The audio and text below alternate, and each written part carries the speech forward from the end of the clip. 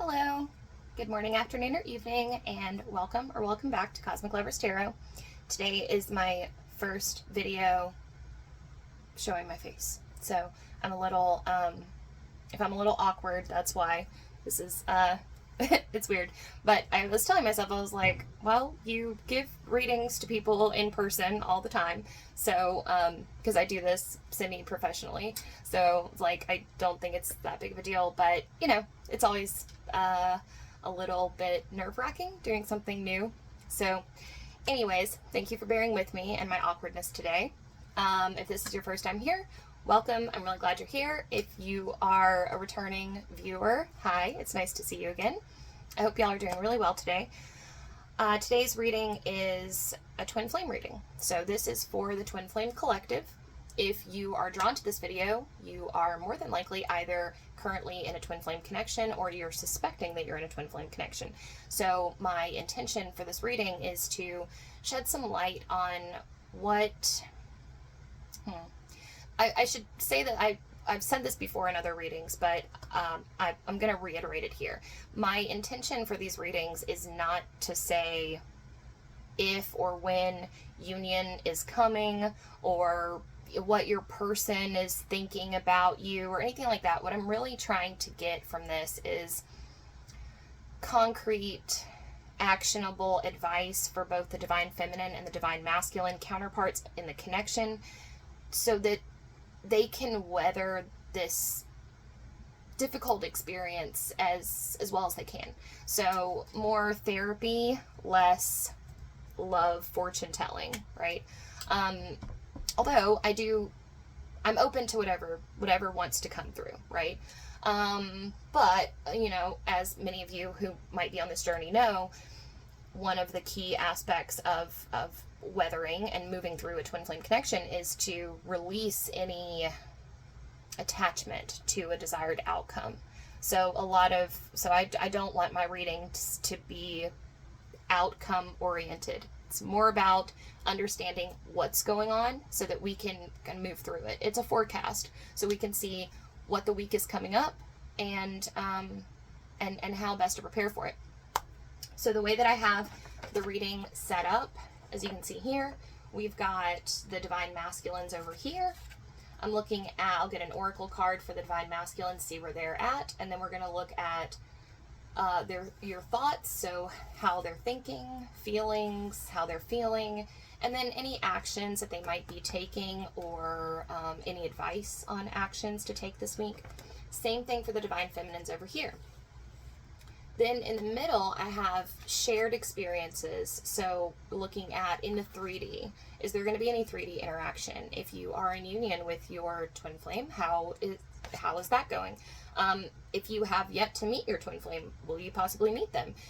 Will there be any 3D interaction or communication? And then in the 5D, how's the 5D looking? Are the dreamscapes going to be more active? Are we going to experience more telepathy or shared emotional experiences, something like that? So yeah, that's about it. If I will provide the timestamps down below for the Divine Masculine and the Divine Feminine portion of the video, or portion of the reading. So if you know that if you know which side of the dynamic you are on, which also they do switch. So that can be confusing. You could have begun as the Divine Masculine in this connection, and now you are the Feminine. So, and it's tricky to know which one you are. Some people, I haven't actually found a good definition for it yet, but if you think about masculine energy versus feminine energy is more receptive, more submissive, although I don't really like that terminology, but it is more receptive. Feminine energy is more intuitive. It's more flow oriented, whereas masculine energy is more action oriented and taking charge. It's more dominant. They're both linked to the act of creation, obviously, but the masculine energy is going to be more get shit done, whereas the feminine energy is more surrender to the flow.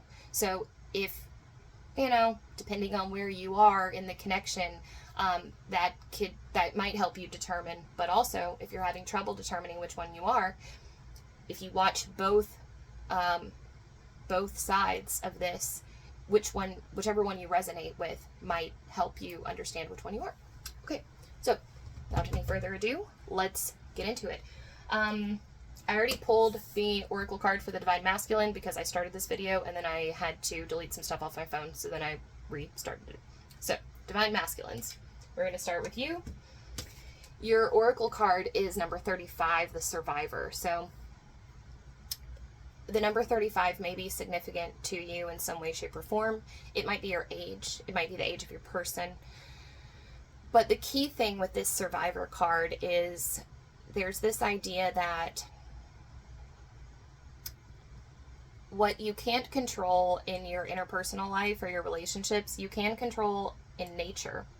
So, and this is, I'm squinting because, like, this isn't something that I'm super familiar with. Like, I'm not outdoorsy, I guess. I've been camping and stuff, like, but I'm not good with the outdoors. I don't know how to, like, I can't start a fire, you know.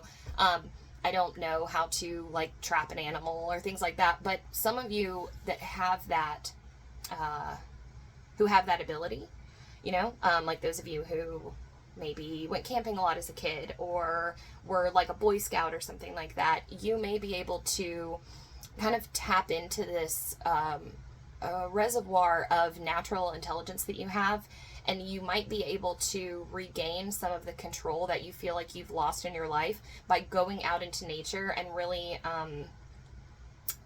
asserting your dominance over nature.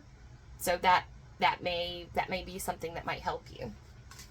Okay, I'm going to set this right here, and then I'm going to get into your tarot. So, can you tell us about the Divine Masculine's thoughts? Okay, we're doing a reading for the Divine Masculine. We're doing a reading for the Divine Masculine. Our twin flame connection. Alright. So, how is the Divine Masculine thinking? How are their thoughts? Okay, so we've got Six of Wands here, but it did come out in reverse. DMs, you're in a bit of a thought spiral. You're not giving yourself the credit that you deserve. The Six of Wands is the victory card. The Six of Wands is all about when you've done a good job and you're coming back to town, and the townspeople have all come out to cheers you because you are the great warrior that has saved the day. You are not feeling like that. I think this is the energy of comparing yourself to other people. You are, and again, this is thoughts, not feelings, so I think this is really more about you being too hard on yourself. You are looking at people who have achieved a lot. Okay, so like an example in my own life, for example, this is kind of what you're going through.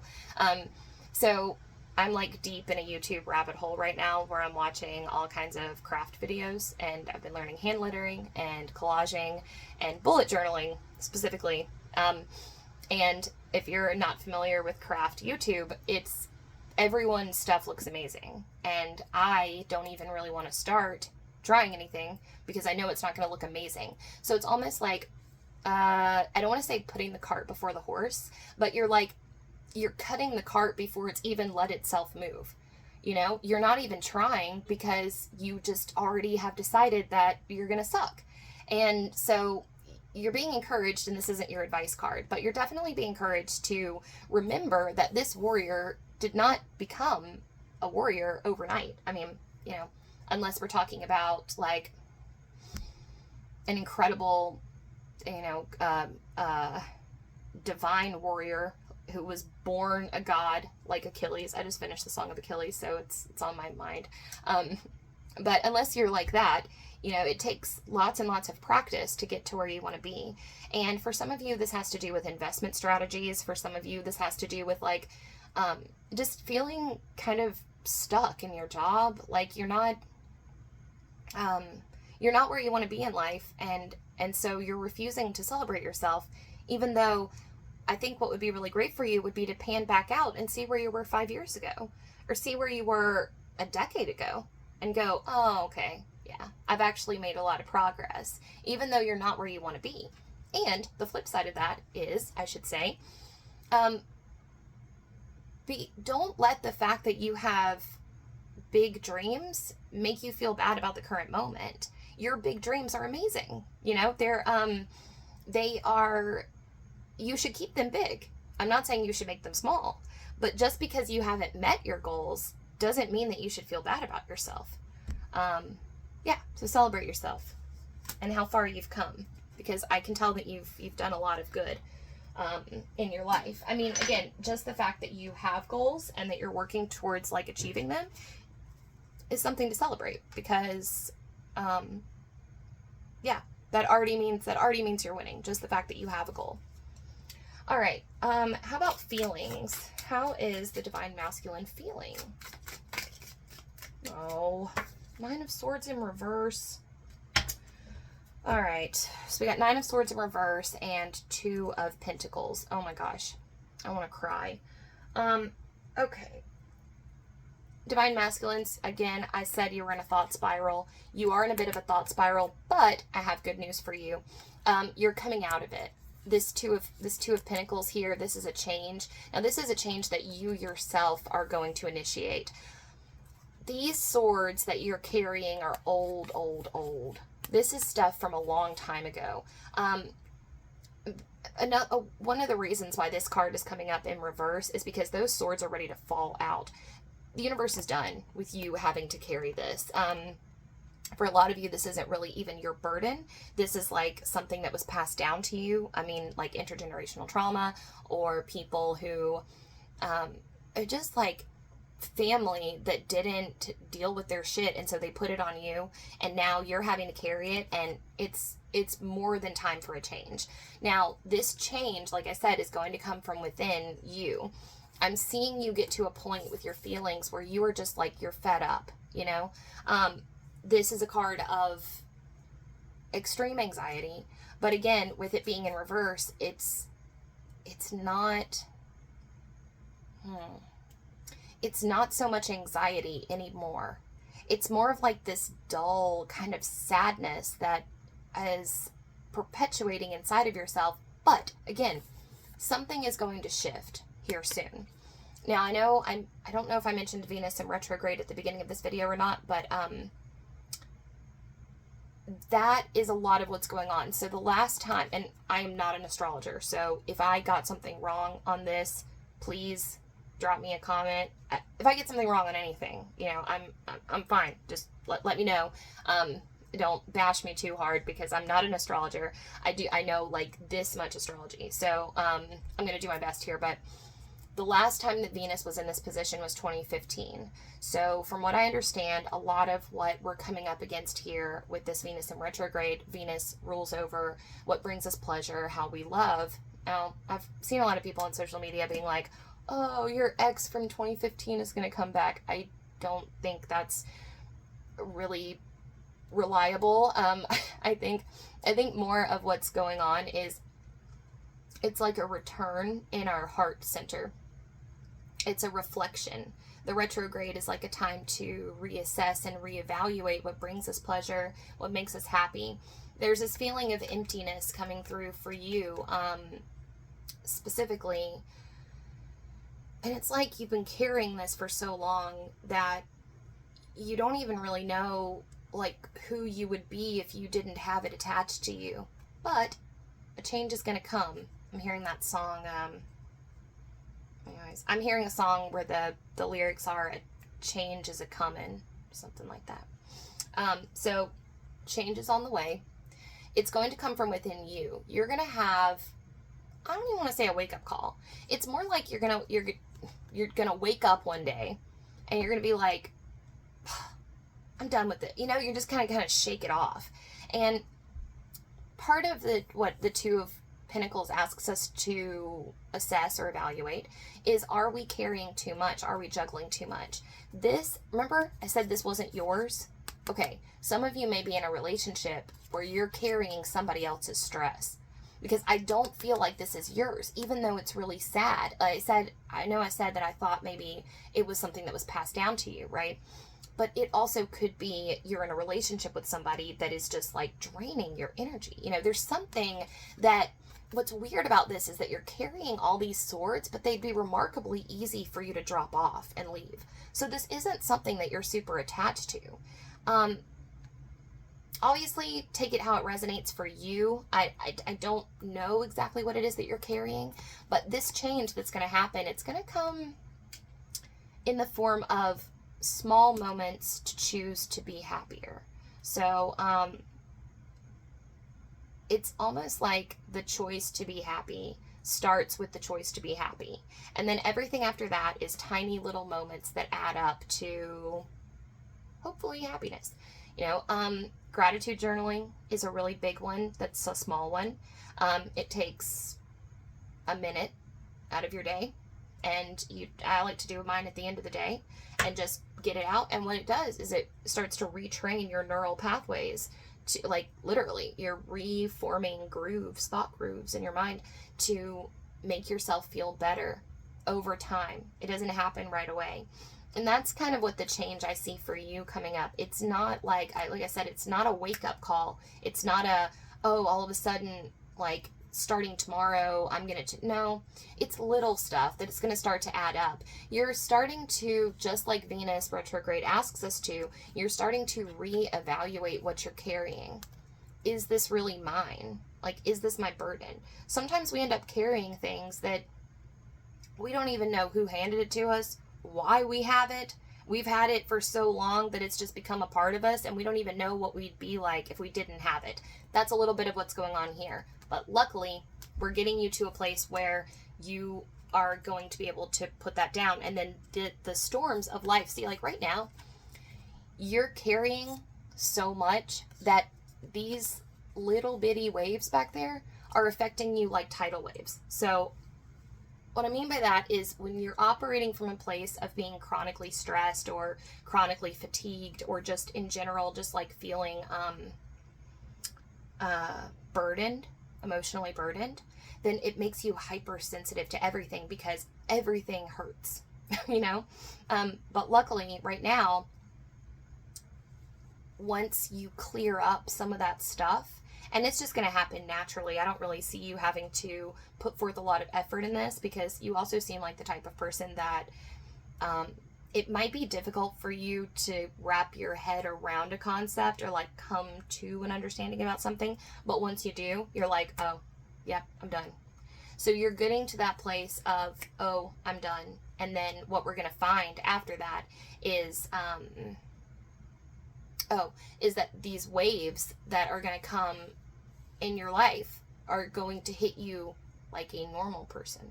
So, like, you're not going to fall apart at the smallest inconvenience or whatever.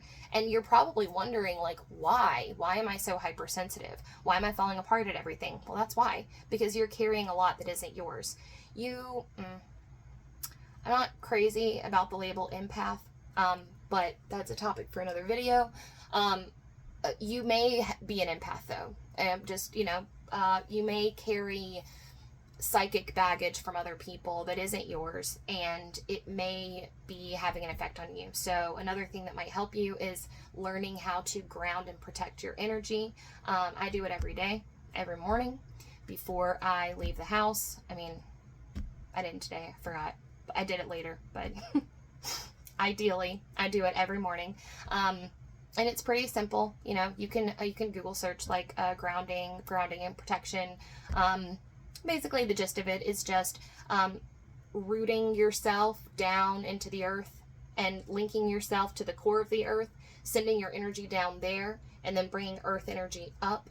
And so that way, and it's a white light protective, visualization. So that way, any excess energy that comes to you can be flooded back to the earth for like proper dispersal. You can also, there are different empath shielding techniques you can do. There's a shielding technique that makes you like a mirror. So any energy that comes at you, it'll reflect back to the person. There's also an energy technique that allows you to be more of like a sieve. So like, you can take energy in, but energy won't go out. Or there's another method where you can send energy out, but not take it in. There's all these different methods of empath shielding and protection, depending on what you want to do. Because as an empath, you can also affect the energy quality of a room if you wanted to. If you wanted to use your energy to, it's kind of like a little superpower that you have. You could actually increase the vibe of the room if you felt so inclined. Yeah. All right. So changes are coming. Don't worry about these swords. They're not yours. I don't know. Honestly, I just realized it could be your twins. This is a twin flame reading. Oh, so divine masculines, you could be picking up on some energy from your twin flame. And if so, then this change that we're seeing over here would be your twin kind of getting out of their situation. So yeah, I almost forgot about that. So yeah, if you are feeling like waves of sadness and just emotions that aren't matching your situation, it could be your twin. All right, let's keep going. Can I get a card for actions and potential advice? Actions and advice for the divine masculines. Actions, advice. Ooh, Wheel of Fortune in reverse. Okay, Eight of Cups in reverse. Okay.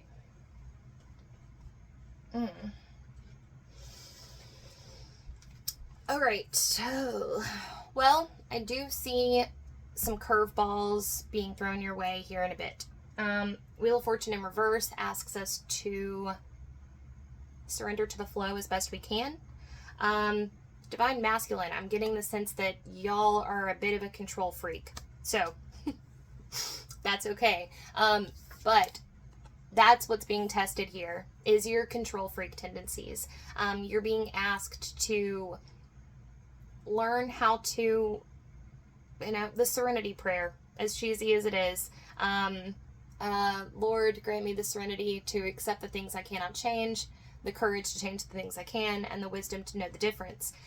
Literally taking a sheet of paper and on it writing things I can control, things I can't control would be really helpful for you. Anything to get some of these swords out of your head. This is getting a bit complicated because, so here's the thing, for some of you, it's not your energy. And, okay. And so it's not your energy, and that's how we're going to figure it out. Okay, so making like an emotion flow chart might be really helpful for you. I've never done this before. I didn't even know this was a thing. So I'm actually excited to be hearing about this for the first time with y'all. So apparently, there's something you can do. It's an emotion flow chart, and you write the core emotion, and then you write like squiggles off to the side on what could potentially be causing that emotion. So, I feel scared. I lost my job, income insecurity, newly single, sleeping alone, something like that. Fear is not a great one. More like, I feel angry. Okay. My dad's calling me for money again. My brother is dumping his relationship problems on me. I'm just spitballing stuff here. But what we can then do is actually look and see, oh, wait, something's not adding up here. There's like all these, and this is a little bit of CBT, so cognitive behavioral therapy. There's a technique called thought stopping. And when you're feeling like you're starting to feel a spiral, you'll literally say stop, and you'll stop the thoughts, and then you'll analyze where they come from, and you'll see if they are valid or not. If they're valid, meaning, okay, I'm sad because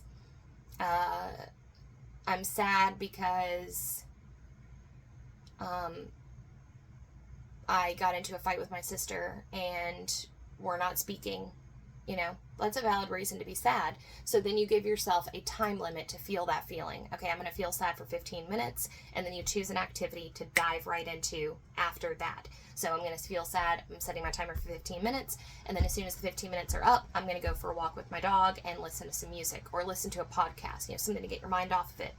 What that does is that allows your brain to register that, yes, I felt the feeling, I've gotten the, like, check. You're like, hey, brain, I saw it, thank you. And then brain will hopefully stop feeling that. Well, right?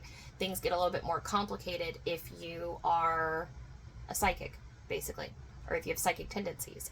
And chances are, if you're in a twin flame connection, you're a psychic, or you have psychic tendencies, which, spoiler alert, everyone is a little bit psychic, but you know what I mean. So what we want to do then is utilize that, figure out where the emotions are coming from. If there's multiple emotions, pull them out, throw them out one by one, see what's causing them. If they're not caused by you or something in your life, then maybe get rid of that energy, you know? I'm not totally sure how to do that other than just, you can flush it. You can flush energy that's not yours away from you. So what you do is you rub your hands together like this, and then you put your hands at the top of your head here, and then you imagine like white light energy going through your hands, and then you push it out of your body, and you say, I release and return any energy that is not mine. I do this after I do readings for a lot of people, so you just do that, and then after that you can call back your energy to you. And so that way we can make sure that you are actually operating from a place of your energy and not somebody else's. And just like any other kind of hygiene, you know, it's like, if you didn't know, you were supposed to be doing psychic hygiene, right? Which I didn't until very, very recently.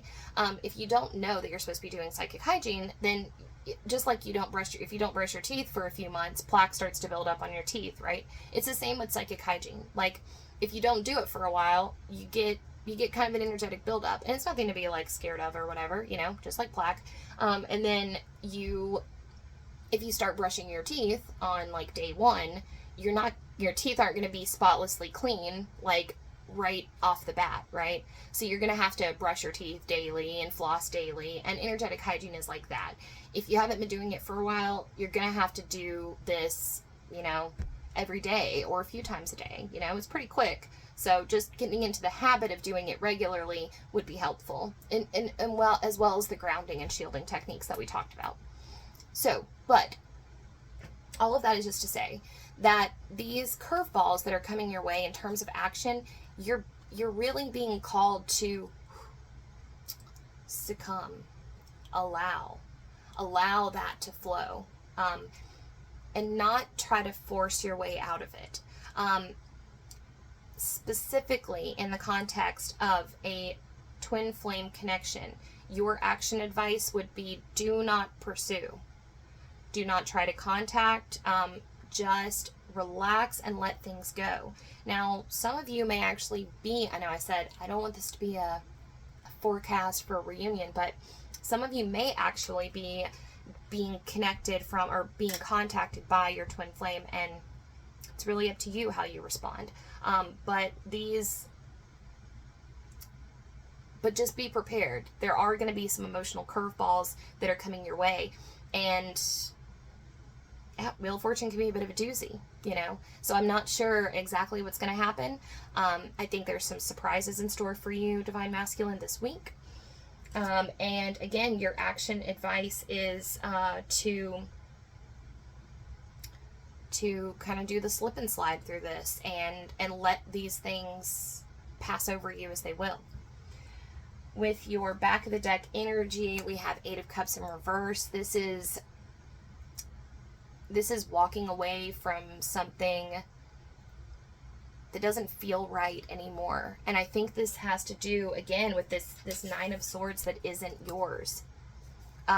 This is about rediscovering what brings you joy. I think for some of you, it's hard to tell because I'm reading your energy and your twin's energy, and then also like a third party. There's another energy here. Some of you are very tied up with your current partner or person, and you're kind of starting to lose yourself a little bit. And I don't mean to throw any shade at you or make you feel like that's a bad thing, because it's not. You're learning a lot during this time. I think a couple of the soul lessons that you're really working on right now are, one of them is how to surrender in love to another person. And hey, mad props to you, because I still haven't figured out how to do this. So that's beautiful. That you are at this place is absolutely gorgeous. So I don't mean to make it seem like I'm saying that you've lost yourself in this other person. What I mean is that you've been learning the art of blending yourself with another person, so that like you're anticipating their needs and wants and desires before they even voice them, which again, good on you, because I don't know how to do that. I'm 32 years old and I've never been in a relationship where that has been a thing. So it's amazing that you're able to do this. But it's kind of like the universe is like, yeah, you got it. You know, like, so for some of you, you're at this point now where you're almost getting a little egotistical about it. You know, and I feel like I can tell you that because, I don't know, it just seems like it's okay to tell you. Because I think you would find it funny, but it's almost like you're kind of swaggery about it, about how good you are at like preempting your partner's needs and wants and desires, maybe like how good of a lover you are. Like there's this element of like, oh yeah, you know, like you feel like you're a really good lover, which you probably are. So I'm not saying that is a bad thing or anything like that, but it's kind of like the universe is like, yeah, you have an A+ in this department, so now let's learn something else. And that is actually where this element of surrender is kind of coming into play. I'm just gonna say like a sexual metaphor. If you are always the dominant person sexually in your relationship, this might be a good time to like try to see what it's like to be the more submissive partner. But I'm just using that as a metaphor. It doesn't have to be sexual. It could be in any aspect in your life. And there's also this element of, if you don't like choose to, and I do not mean for this to sound menacing or scary, I promise, it's just fun. If it's more like, if you don't like willingly try out the surrender role, it's like you're kind of going to be forced into it anyways, but it's going to be with nothing but like love and kindness, and it's going to be very interesting for you. I don't think it's going to be necessarily uncomfortable. I think overall your energy is kind of portraying this feel of like you weather storms really well. And I think part of why you're comfortable sharing the burden that isn't yours is because you do it really well. It's almost like that kind of stress and anxiety that really bogs other people down just kind of like wicks off you. Because it was so interesting when I saw your like 9 of Swords, I was like, man, this is heavy, but it doesn't feel heavy in your basket. It's like you carry it a little bit better. Only thing is, again, with the 6 of Wands, we just want to make sure that you're giving yourself the credit that you're due. Because, again, you have really big goals, and that's amazing. But do not compare yourself to where you want to be. Compare yourself to where you've been. Okay? So, keep your goals high. Keep your goals as big as you want to be. But don't consider yourself a failure because you're not where you want to be yet. It just shows that you're on the right track. All right. Divine Masculines, that is all I have for you. If you want to stick around and see what's up with the femmes, or you want to stick around and see what the if you want to stick around, you're welcome to stick around for the femmes portion, which is coming up right now. If not, then you're welcome to go ahead and follow the timestamp down below to the shared portion of the reading. So it'll be your portion is the Divine Masculine, the Divine Feminine is going to be after that, and then the shared is going to be the last one. Just going to say shared, so you can just click on that and you'll see what we are what we're going to come up against in the next week in terms of shared 5D communication, shared 3D communication, and celebrate yourself, please, because you're doing a great job. All right, bye. All right, hello, Divine Feminines. Welcome back. Thanks for joining me today. Okay, let's go ahead and get you an oracle card. Okay, so oracle for the Divine Feminines. Oracle for the Divine Feminines. Okay.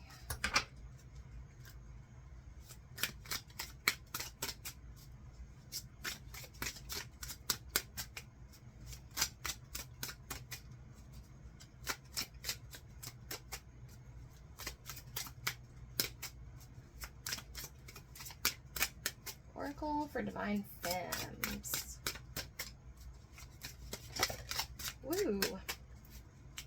Haha, the Detective.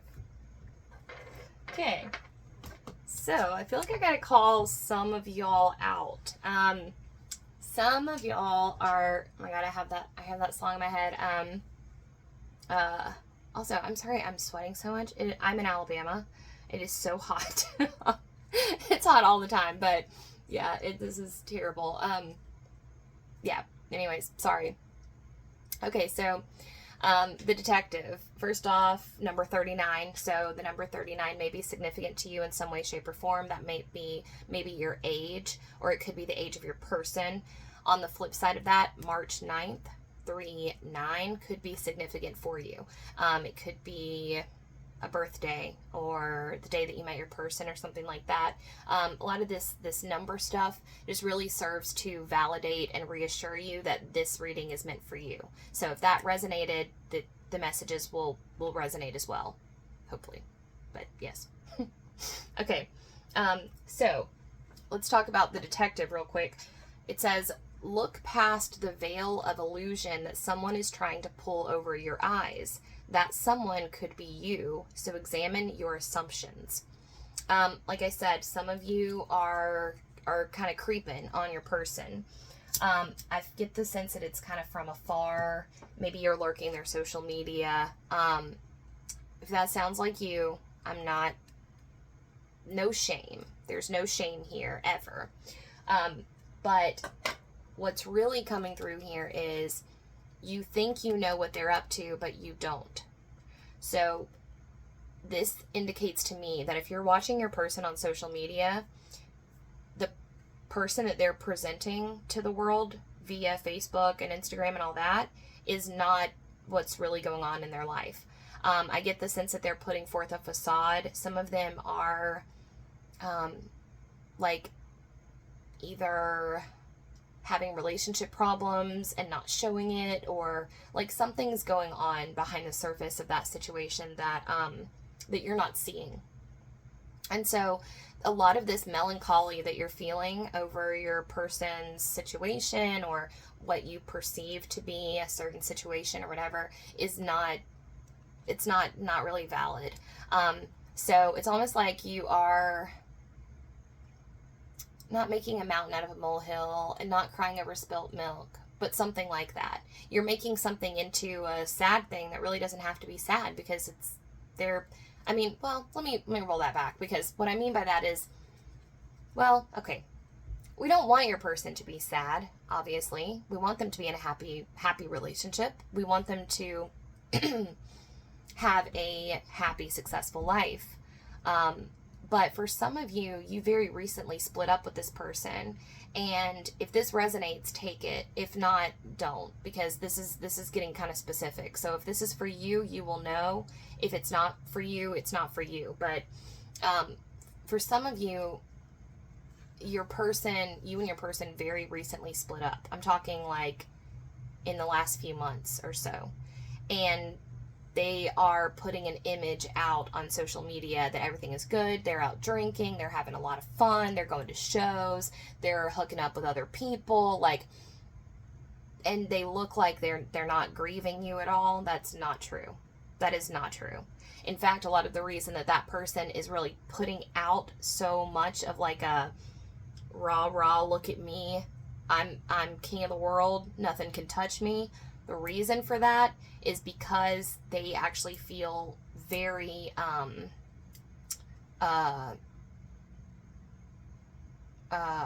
hurt.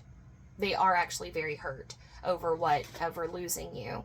And I believe that the split was largely amicable, which very common in twin flame relationships for it to be amicable, just because of all that, like unconditional love that relies under the surface.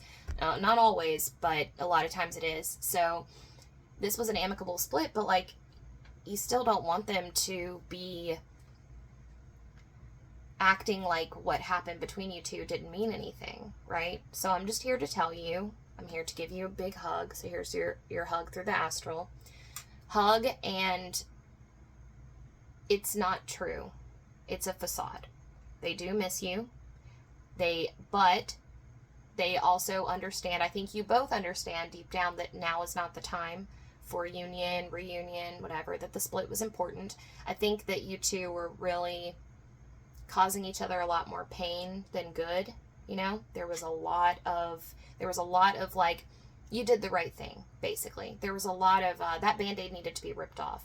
There was a lot of hurt that was being exacerbated in that situation, pots that were being stirred that didn't need to be stirred anymore. So, you did the right thing, and, yeah. But if you're creeping on their socials and they are seeming like you never mattered to them at all, it's not true. Okay, so you can not worry about that. All right, let's get into your tarot. I'm using one of my favorite decks ever for y'all today. It's from Labyrinthos. I don't know if you're familiar with Labyrinthos Tarot. It's the Iris Arcana deck. This was my personal deck for a very transformative period in my life, so it means a lot to me, this deck. I'm happy to use it with y'all today. All right, doing a reading for the Divine Feminine Collective. The Divine Feminine Collective. What can you tell me about the Divine Feminine's thoughts? Like, what are they thinking? How are they thinking? How's their mind? Thought-wise, how's the Divine Feminine Collective? Ooh. Oh my God. Fortune. So check it out. The Divine Masculines got this for their action. Not that it matters. It's just, I always think it's funny when the same cards pop out for twin flame connections. All right, hold on just a second. Let me get more situated. Okay. Ooh. So, what's interesting, oh, this is so interesting. I gotta tell you real quick. I read a lot of tarot. I've been reading my own cards for over 10 years, but I've been reading professionally since October of last year.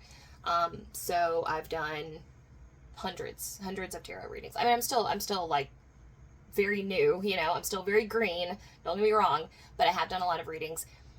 Twin flame readings are by far my favorite to do because they are wacky as fuck. Because not only am I reading your energy and the energy of anyone else in your connection, in your circle, I'm reading your twin's energy that is a reverse flip that's usually mirroring your own energy back to you. And then anybody in their circle. So I geek out on this shit. I love these readings. Okay, so what you're going through right now, and this is what's so cool about doing these. I don't know why I don't do more of these because I really just love them. What's really cool right now is that you and your twin are learning the same lesson, but in a different way. So I'm going to do my best to explain this. So your twin is learning about surrendering to the flow.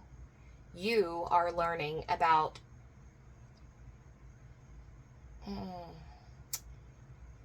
I wanted to say accepting what you can't change, but it's more about knowing when to act and when to not act.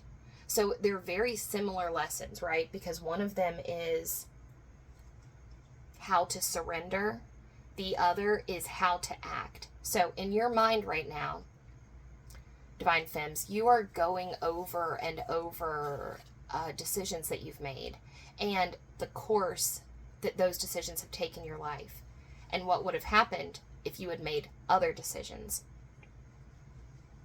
I'm hearing like the time to act is now, but that's not really super accurate. There's a lot of fear here as well in regards to making the wrong choice or not choosing the right thing, not choosing the right person. Again, you're going back to this time that you made a very fateful decision and you felt like, see how these hands are like steering the course of fate there, like that?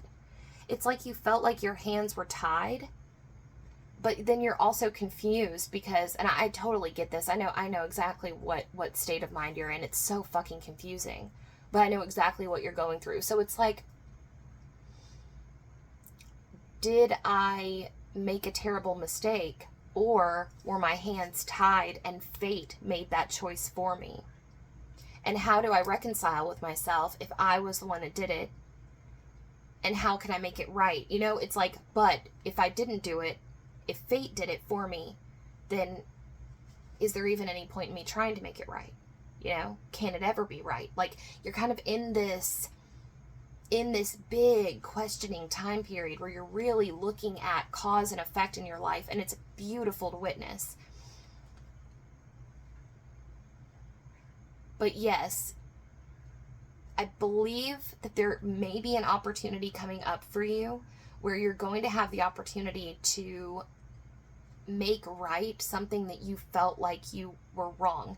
So, okay. So some of you were acting out a trauma script. Oof. So what happens if you have a significant amount of childhood trauma or adolescent trauma? It sucks. But it basically becomes like a trauma snowball. So you become a trauma magnet because trauma is all that you know. It's why the girl who was abused by her dad marries an abusive guy. And everyone in her life is like, what are you doing? That's your dad, you know? But in all actuality, it's happening on an unconscious level. You don't even know that you're doing it. You don't even know that you're bringing trauma in. And then unfortunately what happens is that trauma that you're bringing in, the new trauma, stacks and stacks and stacks and stacks until the real you, the you that would never choose any of that shit, is buried so far below that you can barely even hear your own voice. And then when you do hear your own voice, it's screaming at you to get the fuck away from that. And then you're like, whoa. And then you start to realize after therapy and meditation and whatever it is that you need to do to, you know, come back to yourself. You hear your own voice again and you look back at your life and you go, why the fuck did I do any of that? Who was in the driver's seat then? It was your trauma script. That was who was in the driver's seat. And it fucking sucks. And so I am here to give you hug number 2 here. Here's your hug. That is not your fault. That is not your fault at all. What happened, you made decisions, yes. But those decisions were made under duress by your system. Your system was fucked from years of abuse or trauma or neglect. But what's amazing is that now, because you're questioning this, your line of thinking, the way that your brain is working right now, bam, you're back in the driver's seat. You did it. You have released your trauma script. Now, I'm not saying that it's 100% released, but the beauty is that when the trauma script is operating, is behind the driver's seat, nobody questions it because the trauma script is going 100 miles per hour. You know all those reckless, crazy shit that you did? And I know I'm speaking as if we're friends, but I'm sure you know what I'm talking about. If this resonates for you, you know what I'm talking about. The crazy shit that you did, like getting into a car that's going 100 miles per hour drunk with your friends, or pulling a Jenny from Forrest Gump and walking, you know, high on acid, at the edge of the balcony, or shooting drugs, or, you know, any of these things, having unprotected sex. Like, it doesn't matter, but reckless behavior, right? It's because on some level you didn't value your life because the trauma script was running the show. That's trauma script shit. The trauma script is the one that's like, oh yeah, this shit doesn't fucking matter anyways, blah blah blah blah, just hurt me more.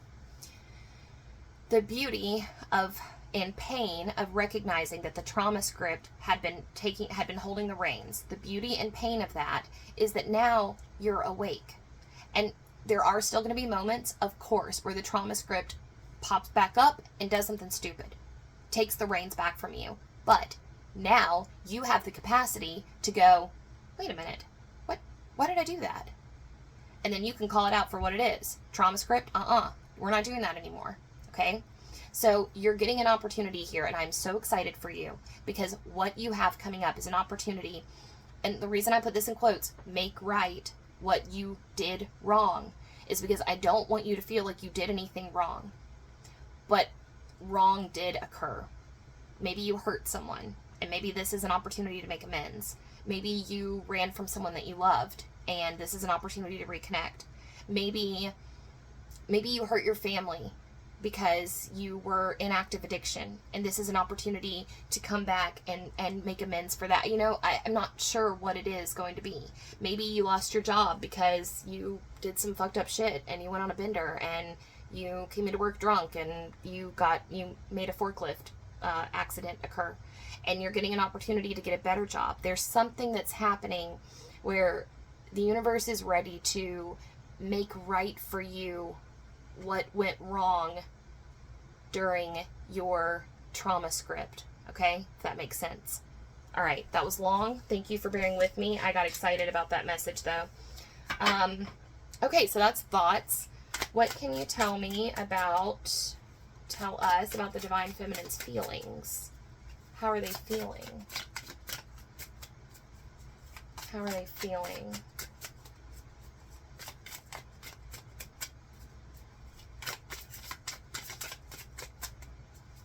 How are they Hold on. Ooh, okay. 6 of Chalices, pleasure. Hell yeah. Okay, so a few things. 1, y'all are getting the message about self-love. Now, I think part of this has to do with the breakdown of your trauma script. So if you imagine your trauma script as like this like uber protective shell, right? Spiky shell that exists, that coats you and keeps you protected from external influences or people in your life that may hurt you.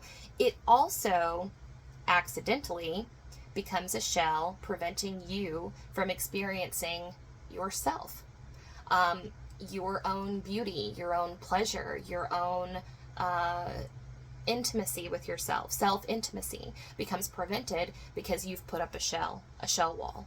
And what we're seeing now for you guys is that shell wall is slowly starting to disintegrate, and that it's pretty packed in there. So it's going to take a minute to really do it. But what you're learning now, you're in this beautiful phase where, like, you're going to look back on this time that you are becoming exfoliated and learning about yourself. You're going to look back on this time as like a really, really cool time for you, because it's almost like you are a new life form. You're like a new little sapling, or like a new little bud that's just like kind of emerging from the depths. And it's like almost like you're a little like Bambi, you know, like you've got little Bambi legs, kind of like, and it's amazing to watch. You're very loved, by the way. I can see your like spiritual support team really is like very protective over you and very just wants you to stay safe, but also is excited to watch you like explore this new world. But yeah, you're learning self-intimacy. You're learning what you really enjoy. You're learning how to say yes to things that bring you pleasure and how to say no to things that you don't like, but it's more for you right now about saying yes. Now, a little bit of why you're kind of up in your feels is this wistful nostalgia feeling. The 6 of Chalices often talks of, you know, a remembrance back to a childhood love, or for y'all, this could be inner child work that you're working on. This could be reflecting back on your twin flame, the relationship that you had with them if you're in separation. This could be yearning for that type of relationship, you know, as you become softer and gentler, and it's like your tastes are changing. The men or women, the people that you used to be attracted to are not attractive to you anymore. And so you're kind of in this interesting, like, no man's land where you're like, I don't know who I'm attracted to.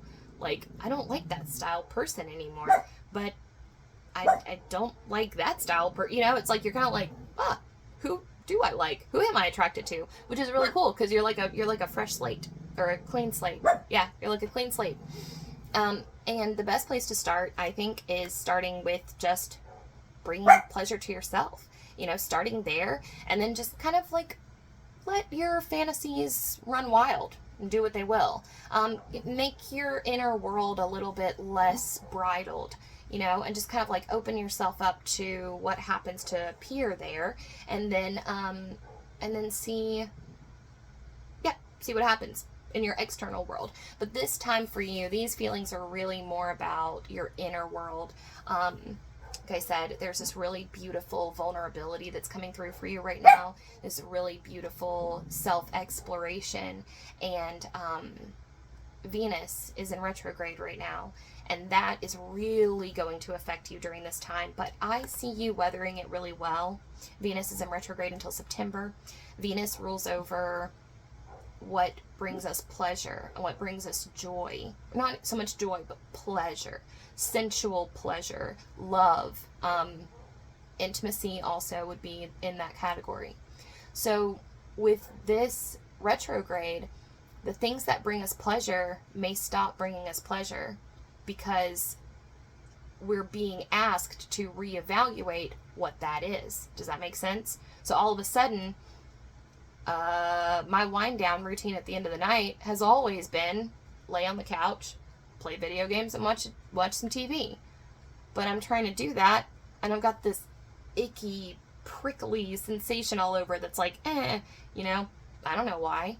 So then I'm like, okay, I guess I'm just going to sit in this for a minute.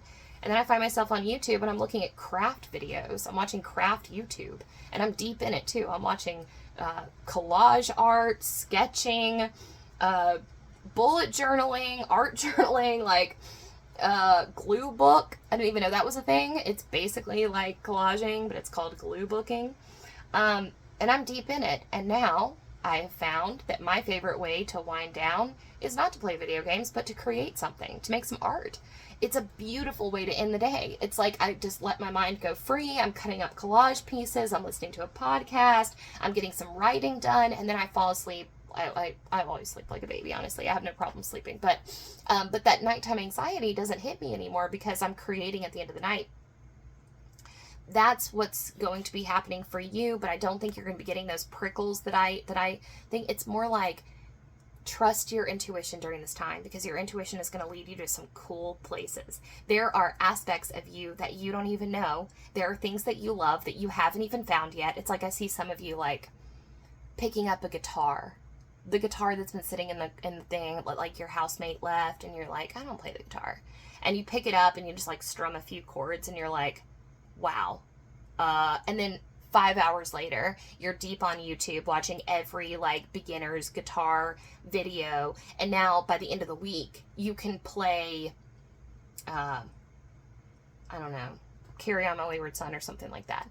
Like my point is that like you're gonna find something that stokes this passion in you, and for some of you, it's gonna be very sensual. It's gonna be a new kind of, you know, maybe a re-love for body scrub or massage, or just like getting back in touch with your body. I see a lot of like touching for going on for you. But for some of you, it's going to be more externally driven. It might be art, it might be music, it might be picking up a book again. You haven't sat and read a book in forever. So that's going to be really fun for you. All right, now Actions. Actions for the Divine Feminine this week. Actions for the Divine Feminine this week. Ooh, Moon in reverse. Awesome. Great. Nope, this is good stuff. This is good stuff. Two of Swords in reverse. Okay. You're coming out of your moon phase. This is great.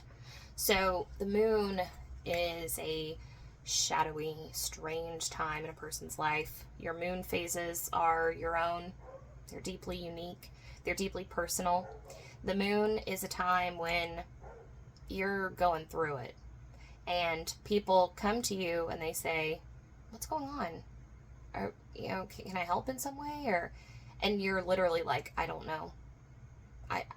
Nothing's wrong. All you can say is nothing's wrong because you have absolutely no idea how to articulate what the fuck you're going through. It's some of the most confusing, not chaotic. There's this interesting feeling about being guided by the moon. The moon, okay, it's like a journey lit by sun is like, you know, it's like, I'm doing my thing. I'm going my place. I've got my map. I know where I'm doing. I'll be there by 7 a.m. tomorrow, right? Journeys by moon are like, I have no idea where I'm going, and I have no idea why I'm going, why I'm going. But I know I have to go that way. So do you see what I mean? It's like journeys by sun are like, let me gather data, let me get information. Okay, I'm feeling confident, I'm feeling secure. This is the way that I'm going because the map said so, because I can see everything.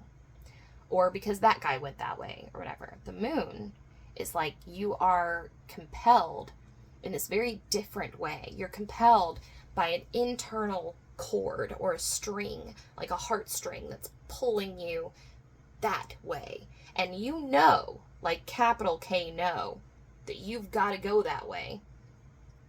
But there's no map.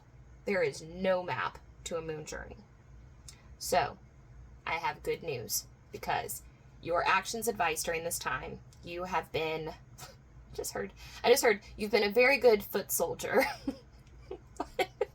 But you've been a very good soldier.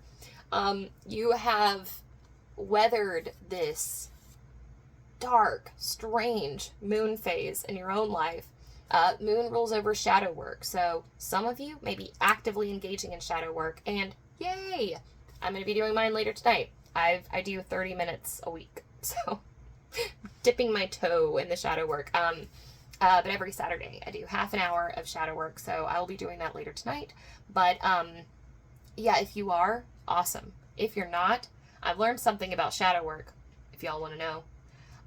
Shadow work will come for you whether you want it to or not. Whether you actively seek out shadow work or not, it will find you and it will make sure that you're doing it. So, especially if you're in this kind of relationship dynamic. So, the moon. You are coming out of your moon phase. So this is amazing. This is like, you know, where you are right now, Divine Femmes, you are at the point where you're about to look back at the places that you've been, the journey that you've been on, and where you didn't have a map, you're going to have one now. And the cool thing is, you wrote that map yourself. Yep. You mapped the terrain because nobody else had ever set foot on it. Again, like I said, a journey by sun is someone handed me a map and now I know where to go because the map told me. Journey by moon, I'm stumbling around in the dark. Nothing looks like anything. It's terrifying. I can't see anything. No one's here. I'm all by myself. But then out the end of it, I have a map that nobody else has. And now, the best part about the moon journey is that now I can go to the people behind me and I can say, hey, I have a map. You don't have to do that alone. You know, think about the first person who, like the first person who ever, I don't know, I'm trying to think of something. I'm thinking of like mental illness, right? The first person that ever experienced depression or anxiety and found a way out the other side. The first person who learned how to run a marathon, or the first person who learned how to hack productivity for ADHD. You know what I mean? Like, these people, these pioneers in the field that learned how to do these things, they did it out of trial and error and necessity. And that's what's happened in your life. You have weathered the storm, you have come out the other side, and now you've got a map that other people can use. So, congratulations. Your moon phase is wrapping up. This is awesome. For back of the deck energy, we do have the Two of Swords in reverse, which is the card that is about decision making, or more importantly, choosing to not choose, which is in and of itself a choice. I'm feeling the same type of energy from this as from your Fortune card. There's this feeling that, again, you're feeling this kind of regret and guilt and shame about something that happened in the past. And I want to do my best before we end this to get that away from you. Yes, you made decisions. Yes, they were not advised. You were operating under toxic programming. And the fact that you can recognize it now is painful, but it means that you're not toxic anymore. Yay! That's the good thing, you know? And so, yes, trust me, it hurts when you wake up from a decade of behaving in a way that was not congruent with your values, where you were wantonly hurting people because you didn't understand what you were doing, because you were incapable of being alone, or because you had never been shown how to be a good partner or how to be a good friend. You had never been shown that. And so you were just doing what most people do, where you just react. But we're better than that. We have the capacity to sit and go, wait a minute, I don't have to act like that. I can change my behavior, and I can act better. I can treat people better. I don't want to hurt people anymore. And for a lot of us, that's what wakes us up. You know, we go through one too many breakups and we go, whoa. What's going on here? Why can't I do this? And that's when we have to take a step back and look in the mirror and go, oh, because I'm kind of fucked up, you know? And so amazingly enough, you've come out the other side of that. And I don't want you to have shame or regret or guilt anymore. I know that this is a journey that's going to take a while to actually, exfoliate off of you. But if I can do my part in being here and saying, please let that shit go. You were not... I don't think you should hold yourself responsible for the things that you did at a time when you were operating under a trauma script, when the trauma script had the wheel. So toss it out if you can and focus on being better tomorrow, All right. Now, that concludes your portion of the reading. I am now going to go into the shared communication, or the shared portion of the reading. So this is just information for both the Divine Feminine and the Divine Masculine. This is what both sides, both counterparts can expect to experience in the 5D, the 3D, and then just an oracle. So, all right. So you're welcome to stick around for that if you'd like. Hello, Divine Masculines. Welcome back if you are here for your portion, or for the shared portion, that is. All right. So, shared oracle. Shared oracle. Universe. What can we expect? What can the Twin Flame Collective expect during this upcoming week? What can the Twin Flame Collective expect for this upcoming week? The Wounded. Be gentle with yourself and others, because we have all been wounded in some way, and a wound will always cry out to be healed. Divine Femmes, that's for you. Hurt people. And sometimes you have to take some time out. Sometimes you have to remove yourself from a situation for a while in order to sit and go, okay, I don't want to hurt anybody anymore. I don't want to hurt. So I need to take a time out. It's like you put yourself in adult time out and you go, I'm going to sit over here for a minute until I can make sure that my behavior isn't going to hurt somebody in the future, right? And a lot of that is just going over what we've been through, what decisions that we've made, mistakes that we've made, you know. But please be gentle with yourself. Be gentle. Do it with a kind voice, you know. That's a good question to ask yourself. If you're going through something, you know, if you're having an internal dialogue with yourself, stop yourself every now and then and say, is this kind? Is what I'm saying to myself kind? Would I say this to a friend? Okay? Because, yeah, there's no reason to, Divine Femmes, we talked about your trauma script, okay?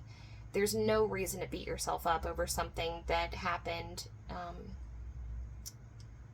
that you did that you weren't consciously aware of, you know? You weren't trying to hurt anybody, and you're trying to be better now, and that's all that matters. Okay. All right. Wade Smith, what do you have for us? Let's do,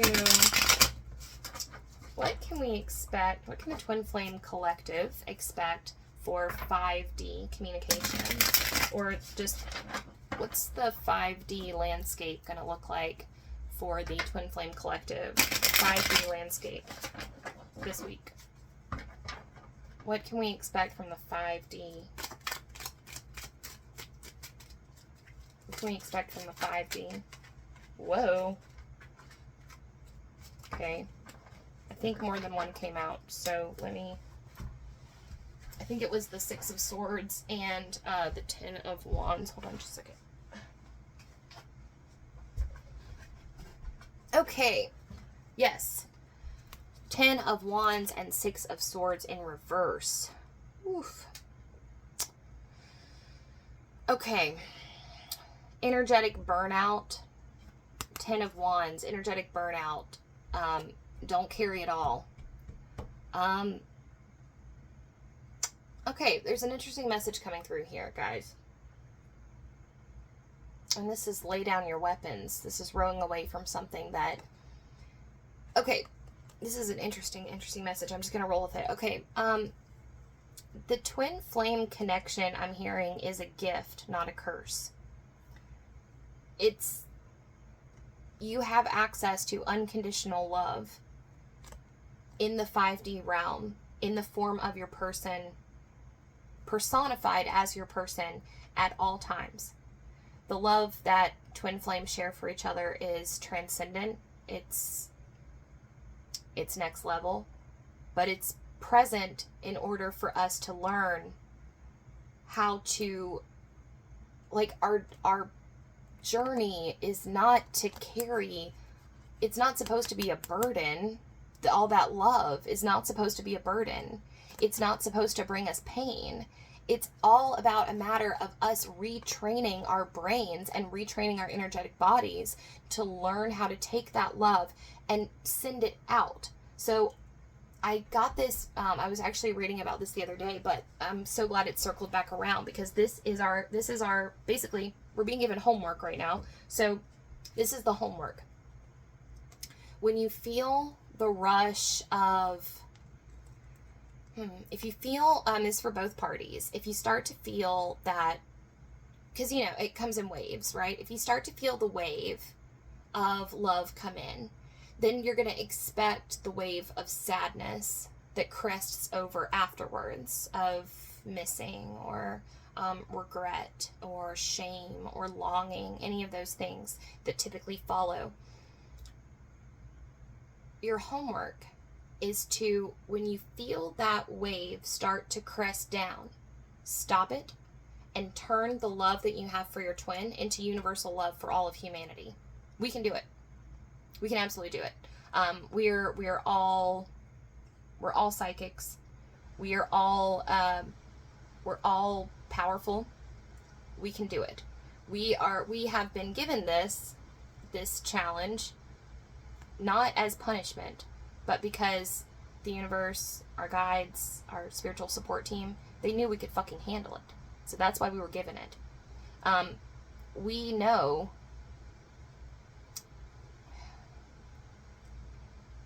that's what you do with unconditional love. It comes in and you spread it to everybody. And so we need to focus on turning that pain. So, like, basically, I guess, for the forecast, yes, I do see an increase in telepathy and energetic connection. I feel an increase in like the overwhelming love. You know how like oppressive and blinding it can feel like sometimes, that energetic surge that happens, that when you're just like, you know, I can't do this. It's in those moments. It's in those moments that we are meant to surrender. Just lie supine, let it pass over us, and literally visualize it. Like, this is another thing that we have power over. Our powers of visualization are incredible and can do amazing things.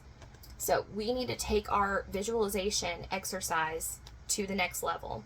And when we feel that, we need to actually witness it. Like, make that love that's like pressing all down around us, make it manifest as an actual color. See it. Give it a texture. Make it exist outside of us, and then shove it out into everybody that you know. Like, I'm talking like meta loving kindness meditation on steroids.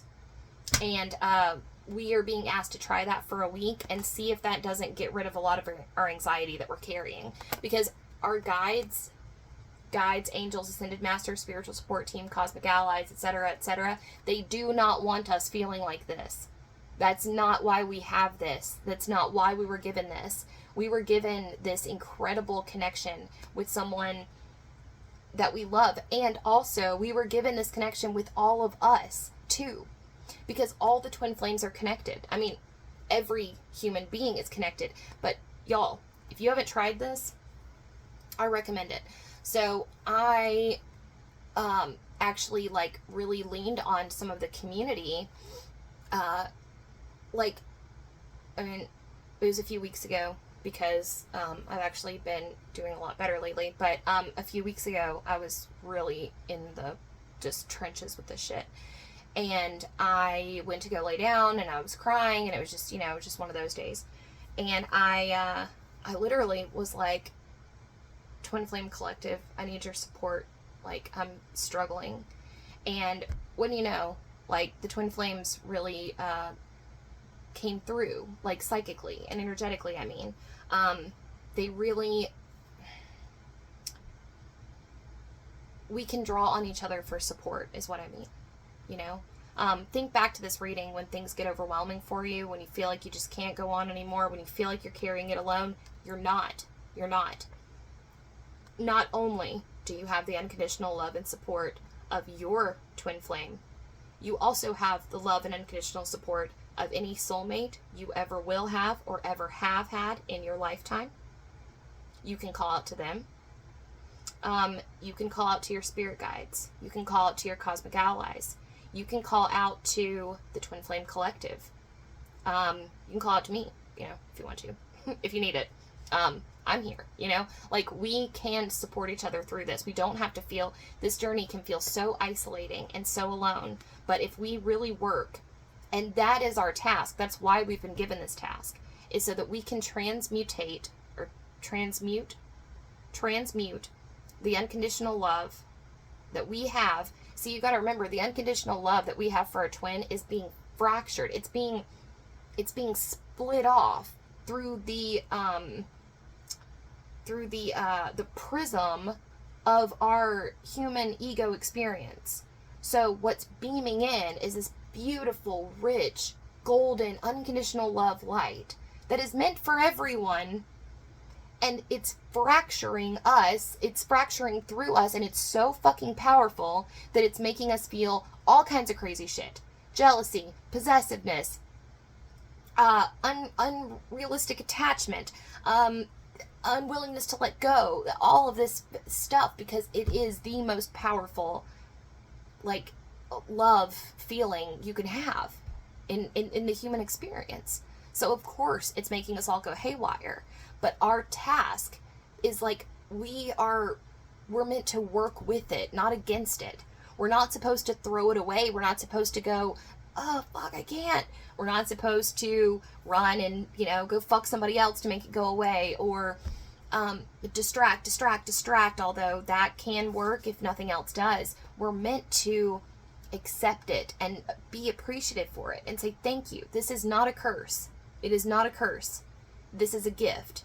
And then we are meant to share it with everybody. We shouldn't be blocking it and going, no, I don't want this. It's love. Of course you want it.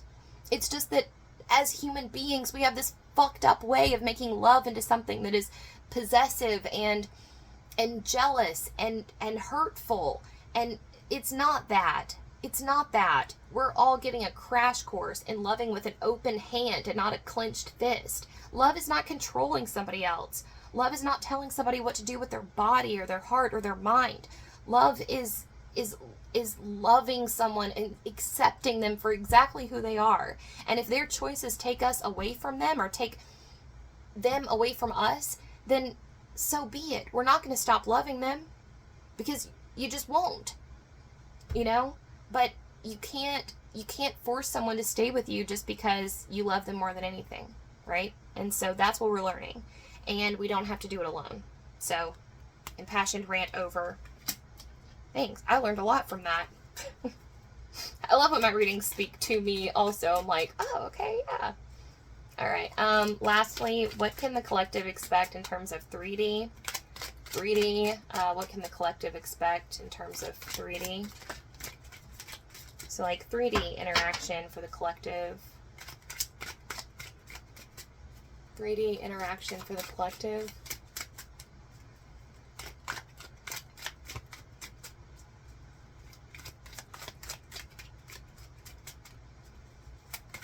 Interaction. They're being shy. Maybe that's a thing. Maybe there's some shy energy out there. All right, 3D interaction for the collective. 3D interaction for the collective. Oh. Got something. All right, hold on.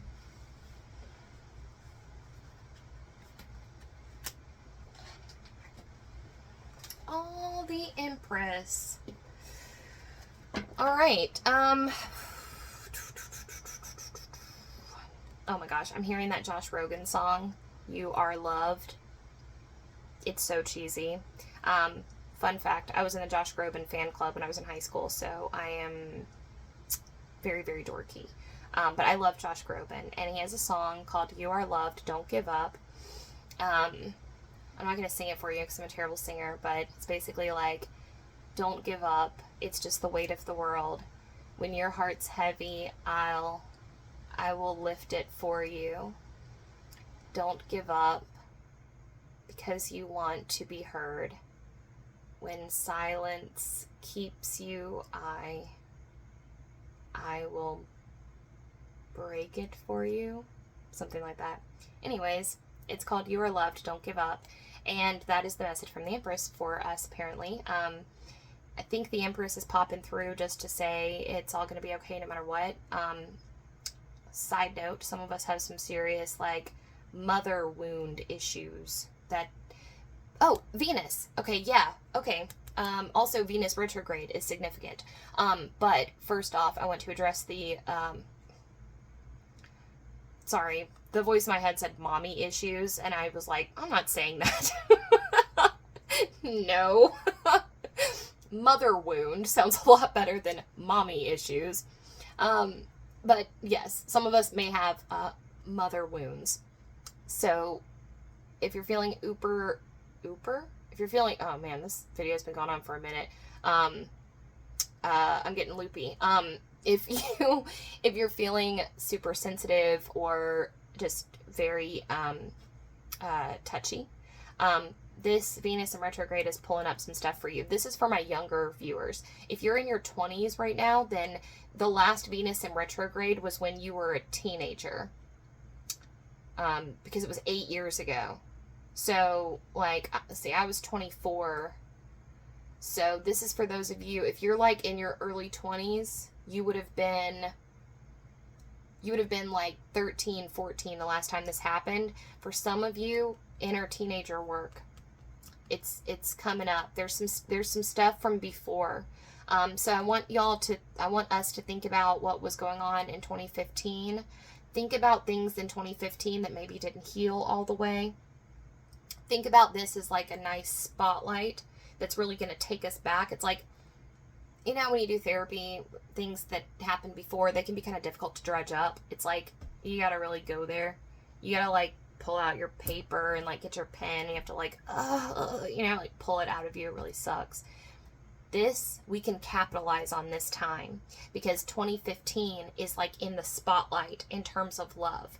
So now would be an awesome time to grab your pen, grab your paper, write out the people that you were in relationships with in 2015. How did they end? What happened? Just kind of analyze what happened in love during that time. And that way it doesn't feel so overwhelming because, like, in fact, this is something that I do when I'm slowly working on my autobiography, and I'll actually cut up little pieces of paper that have a different year on them from 91 to now, and I'll pull the paper at random, and then I'll write about that year so that it's not like you got to dump it all at once, you know? It feels more like, you know, digestible when you do it like that. So that's something cool too about this is, you know, we can really just fine-tune focus on 2015 and love in terms of healing. Specifically with 3D communication, some of you may actually receive communication from your person's mother. So, I don't know. Some of you, like, if you're in communication with your person, I guess, you might be having issues with your person's mom, or your person's mom might get a hold of you for some reason. But really, I don't see a lot of 3D interaction. For those of you who are in separation, I don't see very much. For those of you that are in union, be kind to each other. Really try to, be a little extra doting, extra nurturing during this time, because old stuff is coming up. If your person feels, okay, let's roll this back. No matter if you're in union or separation from your person, now is a good time to work on that 2015 love healing. If you are in union with your person, they may be experiencing some resurgences of shit that has nothing to do with you. I don't mean that to say like they don't care about you. I just mean there's things going on under the surface for them that you can't necessarily see, and I don't want you to take them personally. I don't want you to feel like, oh my god, my person's like, you know, being such an asshole to me this week or whatever, because it's not you, it's them. They're going through something. So try to just muster up your inner empress and give them lots of love and nourishment and support, and just kind of like take a back seat because they're going through something. And while you're at it, work on your homework, you know. Work on your homework. Write your 2015 love story. Okay. Well, thank you so much, Twin Flames. That is all I have for you today. I hope you enjoyed the video. I will be back next Saturday for another Twin Flame update, where we'll look at the same stuff we did this week. So if you enjoyed it, I'd love to see you there next week. I had a lot of fun doing your reading today. Please like the video if you enjoyed it. If you would like to see more content from me, please subscribe to my channel. I do zodiac readings. I do 3 zodiac readings a week, so you will get your zodiac horoscope once a month. And I do generalized readings on Sundays, and on Saturdays I do these Twin Flame readings. I also do flip-throughs on Fridays of the various decks in my collection, so if you're a fan of flip-through videos, that is a thing. And I'm working on expanding that to deck reviews and some other style readings. So please subscribe to the channel if you'd like to see more content.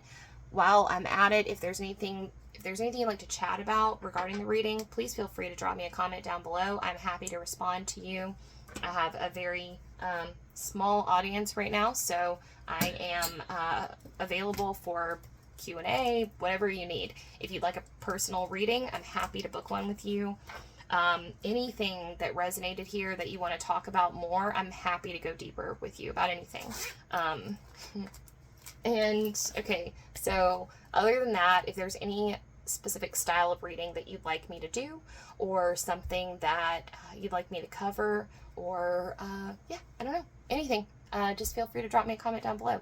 And other than that, I will see y'all next time. Best of luck with everything. Bye.